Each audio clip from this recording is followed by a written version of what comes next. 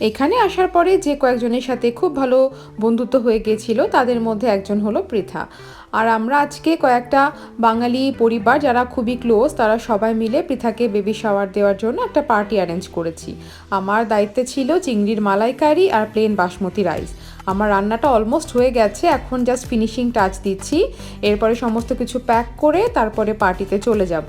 দুপুরবেলায় অনুষ্ঠানটা রাখা হয়েছে আর আমার পুরো রান্নাটা এখন কমপ্লিট। এখন এটাকে প্যাক করছি, এরপরে তাড়াহুড়ো করে রেডি হতে হবে।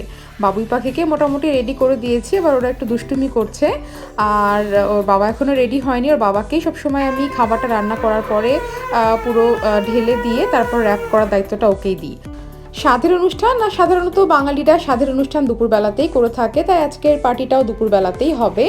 আর যেহেতু পৃথার জন্য খুবই স্পেশাল একটা দিন, তাই ও যেন সব ব্যাপারে কমফোর্টেবল থাকে, তাই ওর বাড়িটাকেই আমরা ভেন্যু হিসেবে রেখেছি যেন ও সব কিছু কমফোর্টেবলভাবে করতে পারে। আর আজকে আমরা সবাই দুটো দুটো করে আইটেম ভাগ করে নিয়েছিলাম। বেশ অনেক রকমের আইটেম হয়ে গেছিলো, সবজি ডাল থেকে শুরু করে শুক্তো, চিংড়ি মাছের মালাইকারি, কাতলা মাছের কালিয়া, চিকেন, চাটনি, পায়েস, সমস্ত কিছুই ছিল। আর সেই সাথে বর্ণালী পৃথার জন্য ভাজা শাক এগুলো অল্প অল্প করে নিয়ে এসছে। আর আমরা সবাই মিলে ট্রে সাজিয়ে মিষ্টি, ফল, ড্রাই ফ্রুট, স্ন্যাক্স এগুলো ওর জন্য ব্যবস্থা করেছিলাম। আর এই প্লেটটা কিন্তু আজকে আমি পুরো সাজিয়েছি। আর পেছনের ডেকোরেশনটাও আমরা যে করে দিতে পারিনি, তবে ওকে কিনে দিয়ে আসা হয়েছিল। ও খুব সুন্দর করে সাজিয়ে নিয়েছে আর ওকে দেখতেও ভীষণ মিষ্টি লাগছে।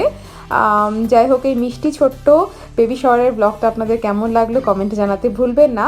আর সবার সাথে অনেকদিন পর এই পার্টিগুলোতে দেখা হয়, তাই দেখা হলে গল্প করতে আমরা সবাই এমন ব্যস্ত হয়ে পড়ি, সেভাবে আর গুছিয়ে ভিডিওই করা হয় না।